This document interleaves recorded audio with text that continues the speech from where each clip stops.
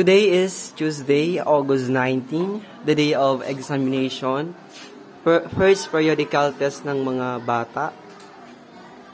And this is grade 7, Opal and Sapphire. So, combined po sila. So, ito po yung kauna-unahan nilang exam. Ayan.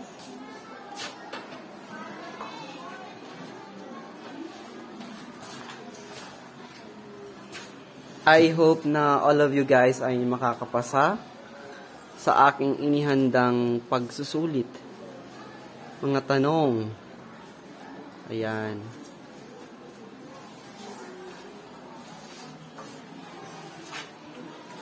Ayan.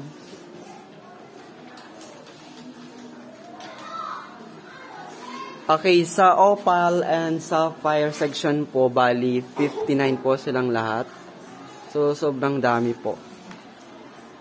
Occupied po lahat ng space. Yan.